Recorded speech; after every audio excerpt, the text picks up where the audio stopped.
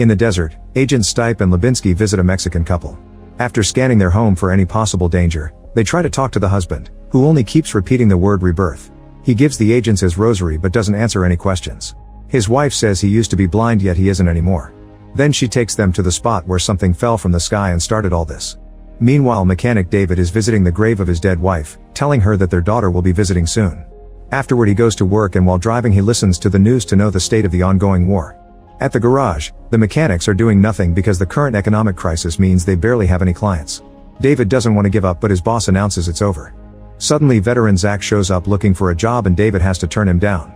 That night David goes to the bar and hears some edgy man insult the American military. Zach gets irritated and calls him out, so the guy just takes Zach's drink and follows him outside. Knowing that the man plays dirty, David follows them out and discovers Zach been surrounded by a whole gang. 2 guys hold him while the edgy man beats him up. They don't stop when David asks them to, so he joins the fight, but both he and Zach end up easily overpowered and bleeding. In the struggle, the gang accidentally pulls off Zach's fake leg and realize he's disabled, so they leave. David gives Zach his leg back and offers a ride. After a tense conversation, Zach is dropped at the rehab center where he lives. Then David goes home and realizes he's late for his own birthday. His daughter Annabelle has been waiting with cake, but she also has bad news. She was forced to drop out of college because David's last 2 payments didn't go through. David promises to get the money soon, but Annabelle doesn't want him to overwork and ends the conversation with an engraved watch as a gift. David wants to drink to forget, but there's no more alcohol in the house. He leaves in the car to buy more and he's shocked to see a fiery ball in the sky quickly falling toward the road. David tries to move the car away only to end up falling off the road into a forest ditch, landing upside down. After a few minutes, a bleeding David regains consciousness and sees someone walking nearby. Ignoring his pain, he starts following the woman, who whispers his name in a familiar voice. However, the wounds are too much and David keeps on falling. The next morning Annabelle discovers her father isn't back and gets worried when he doesn't answer his phone. She calls the police, but they tell her 24 hours must pass to consider it a missing person. Next she stops at the garage, but they haven't seen him either. Annabelle continues to search the area and eventually finds the crashed vehicle in the ditch, but David isn't around. Night falls, but Annabelle doesn't give up, using a flashlight to search every inch of the forest. When her batteries run out, she goes back to her car and begins losing hope as she cries. However, when she starts the car, the lights reveal David standing in the middle of the road. Later at the hospital, David wakes up to see the same woman speaking to him. Meanwhile, the doctor tells Annabelle they've found something strange. The records say David donated a kidney to his wife before she died, which Annabelle confirms. However, the new x-rays indicate he has both kidneys now. David is allowed to go home, but he can't stop seeing the woman everywhere, so he decides to sit outside on his wife's old chair and remembers what happened last night. While following the mysterious person, David fell into a crater where the object from the sky is glowing. Suddenly that object grew vines that grab David's arm.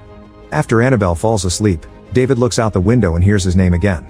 He follows the noise into the forest, where he's shocked to reunite with his wife Jane. They share a hug and sweet words before Jane makes him have a vision. There's a nuclear war coming, so David must build something to protect their daughter. When David goes home and sees on the news that the war is getting worse, he decides to go to the barn and start making plans. In the meantime, Stipe and Lubinsky are having an argument with their boss, who thinks looking for alien rocks is a waste of time when there's a war going on. In fact, they already received orders to shoot this mission down and they ignored it because Stipe believes alien technology may help them win the war. Afterward, the agents go to the lab and receive bad news. The specimen they brought from the desert is dead. It seems these aliens can't survive under strong heat. Desperate for clues, Stipe orders the doctor to open the Mexican man up and Lubinsky to inform the wife that her husband died of a cardiac arrest. The next day Annabelle keeps crying while watching family videos at home. David retrieves Jane's old truck and drives to the rehab center to offer Zach a job. Both men go to the forest and David leaves Zach in charge of the winch before going to the crater. To his surprise, grass has started to grow around the alien object. He connects the winch to it to drag it out and Zach helps him get it on the back of the track, needing the strength of 2 men to lift it. Suddenly Zach pulls his hand back because he felt something weird. When David returns home, he spends the whole day in the barn building and planning, which is noticed by his daughter. In the evening, David finally enters the house and discovers Annabelle has gone through her mother's things. She intends to put half in the barn and send the other half to charity, hoping this could help them get a fresh start. However, David disagrees, saying they don't need to pretend Jane isn't there to move on. Meanwhile, at the rehab center, Zach feels something strange and checks his leg stump, only to discover a weird protuberance growing on it. The next day, Zach and his fellow veterans join an anti-war protest in front of an army office. While the cops try to untie a chained protester, a man passes by and spits on Jim's face, calling him a traitor. Jim freaks out and tries to get in a fight, only to fall off his wheelchair. Zach jumps in to defend him, so the police finally stops everything and sends everyone home. As Zach walks away, He notices his leg stump is bleeding. At the barn, David discovers that the alien object has received some damage and realizes the sunlight caused it. Suddenly Zach shows up, demanding to know what happened to him. Moments later Annabelle arrives and sees the blood on the front yard. Panicking, she rushes inside and finds her father tending Zach on the couch. She thinks they should take him to the hospital, but David refuses and uncovers Zach's lap, revealing his leg is slowly regrowing just like David's kidney. This confirms the alien object has healing powers. David tells Annabelle to take care of Zach and goes away in the truck. In the evening, the agents hear rumors about the alien object that fell at David's city. Lubinsky thinks they should be following orders and abandon the search, but Stipe is stubborn and announces they'll investigate this new clue. Back to the barn, Zach is having a panic attack as his PTSD triggers nightmares about his and Jim's limb loss during the war. Annabelle helps him calm down so he can rest.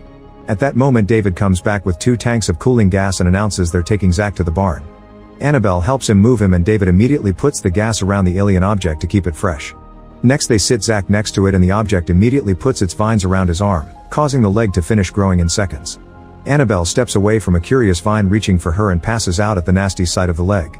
While unconscious, Annabelle dreams of being alone with her mother when she died. She wakes up in the morning and discovers Zach walking outside with 2 perfectly good legs. He can't believe what's happening and he's absolutely delighted. Then Annabelle and Zach join David at the barn, where he's finished designing a bunker-like capsule for protection against an unstoppable tragedy. Annabelle thinks her dad is starting to lose it, but he swears she can trust him. Afterward David goes to see his friend Tony at the junkyard, but he only buys a small piece of metal. Then they go to the bar and David tricks Tony into drinking until he passes out. He leaves Tony in his car before taking his keys, which he uses to enter the junkyard with Zach and steal all the materials they need for the capsule. They even take a full mixer truck. Everything is taken to an abandoned factory where they can work in secret. While they drive through the forest road, they see the agents searching the area. The next morning Tony wakes up and finds the keys in his pocket as usual. In the forest, the agents find the crater but there's only a small alien sample in it. The local sheriff tells them to find David, explaining he crashed here a few nights ago but didn't get a single scratch. The sample is taken to the lab and the scientists explain that the alien object carries the DNA strands of various plants and animals, including humans. They conclude this is a living sample of abiogenesis, which is the natural process that allows life to arise from non-living matter. It precedes evolution, it's just outright creation. At the factory David and Zach work hard on the capsule, which they make using the cement mixer and protect it with steel. They put the alien object inside to keep it safe. In the meantime Annabelle visits Jane's grave and decides she needs to do more to move on. She grabs some of her mother's things and makes a pile to start a fire, but she's interrupted by the agents looking for David. The agents stay in the house until David comes back to question him. David lies and says he doesn't remember what happened after the car crash, only that he saw a light in the sky that made him lose control. Stipe reveals he knows about the regrown kidney and shows them pictures of the Mexican man, saying this guy had also thought he was healed but now he's dead. David decides to take the agents to the barn and shows them where he used to keep the object, claiming that the sun melted it. The agents find a stain on the ground and pretend to believe David before leaving. Afterward Annabelle tells David that this is getting too dangerous, but he refuses to accept it. He says Jane showed him a worldwide tragedy and Annabelle snaps, reminding him that he wasn't there when Jane died and that now the object is manipulating his guilt. The next morning David goes for a walk outside and is shocked to see huge flames coming after Annabelle, but it's just a dream. The next time David goes to the factory, the agents follow him. David notices and calls a friend to ask for a favor while he starts driving in circles around town. Moments later the agents finally manage to block his way on a road outside town, but it turns out to be David's friend. The agents are angry that they lost David and decide to use Annabelle against him. Meanwhile Tony's boss has discovered his truck is missing and found the robbery in the security footage, but he can't see any faces. It's obvious that someone used the employee's keys though, so the boss orders Tony to get his truck back. At the factory, Zach is still working on the capsule and watches the vines grow inside it while he remembers the soldiers that fell with him during the war. When he goes home, Annabelle is there because she needs someone to talk to and shares how David stopped visiting Jane after the transplant failed. He was obsessed with working so he could pay the treatments, and now she's worried that he may be losing his mind again. Zach promises to protect David before introducing Annabelle to Jim so they can explain there's a cure. Jim doesn't believe him, so Zach has to show him his regrown leg. Still believing it's a trick, Jimmy turns down the offer even though he's missing multiple limbs. On their way out, Zach and Annabelle are cornered by the agents. At the factory, David is visited by Tony, who found him because they used to play there together as kids. He freaks out when he sees all the stolen goods and refuses to lose his job over this, so he tries to call the police. David panics and jumps on Tony to try to take his phone, so Tony quickly retaliates by punching him. A desperate David kicks him off and Tony crashes against the table before falling unconscious. However, when David takes a closer look, he's devastated to discover Tony hit his head and now he's dead. Hearing Jane's voice, David burns the body. Then he checks inside the capsule and discovers the vines have spread all over the walls, creating a living tissue. Suddenly he has a vision of himself dancing with Jane and admits what he did, saying he isn't worthy of salvation. Jane explains that it was never meant for him, the capsule is for Annabelle and Zach. At home, the agents are keeping Annabelle and Zach in handcuffs. The news keeps showing the state of the war, which has escalated into nuclear threats.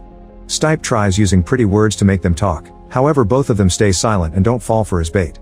Then Stipe grabs a fire poker and starts hitting Zach on his new leg. Annabelle tries to stop him, but she's easily pushed off. As Stipe begins to beat Zach up, David comes back and carefully sneaks around his house. He finds the pile of things Annabelle left earlier and finishes covering it with gas to set it on fire. The guards by the entrance inform the agents in the house and Stipe sends Lubinsky out to investigate, guessing this David's doing. Since Lubinsky takes the other two agents with him, now David can sneak into the house and threaten Stipe with his gun. He forces him to drop the handcuff keys and turn around, allowing Annabelle to hit him on the head with the poker to knock him out. After taking Stipe's gun and getting rid of the handcuffs, the trio escapes through the window.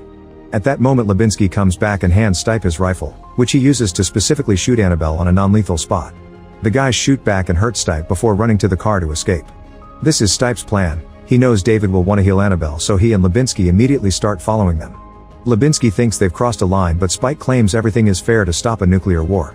During the trip, Annabelle tells David that Jane needs him and is waiting for him, causing David to have a breakdown. As soon as they make it to the factory, David puts Annabelle inside the capsule, yet no healing happens and he loses his mind again. Thinking he worked for nothing and hearing the agents outside, David starts throwing gas at the capsule and takes out his lighter, unaware that the vines are finally reaching out to Annabelle. At that moment the agents come in and ask him not to do it. David refuses to put the flame out, however he's interrupted by a healed Annabelle poking her head out. Now David does close his lighter, only for Stipe to shoot him down. Lubinsky finally snaps and tries to stop his partner from causing more damage, but Stipe easily pushes him off. Two other agents try to sneak around the machine, so Zach shoots one in the head before getting stuck in a gunfight with the other. Stipe tries to join him, only for Lubinsky to shoot him in the shoulder. After a few shots Zach manages to bring the other agent down, however his shoulder also gets hurt. Suddenly an earthquake hits the area and a bright light appears in the distance. The first nuclear bombs are falling, and it'll only escalate from now on. People all over the country come out of their homes to watch the explosion except for Jim, who used his medicine to self-delete as soon as he saw the news. In the factory, David tells Zach to take care of Annabelle before making him enter the capsule. Then he apologizes to his daughter for leaving her and presses a button to seal the capsule up. As more explosions can be heard in the distance, Stipe begs David to open the capsule, but he claims he can't. At that moment the alien object starts filling the capsule with water. Annabelle and Zach at first panic, but as the water completely covers them, the object releases flakes that freeze the liquid and put the duo in cryogenic sleep. At the same time David dies and sees Jane welcoming him to the other life. All over the world, nuclear bombs continue to go off. Eventually the capsule opens up and Annabelle and Zach awaken. Plants have grown over it and its metal is rusted, but outside the place is nothing but ruins. It seems centuries have passed.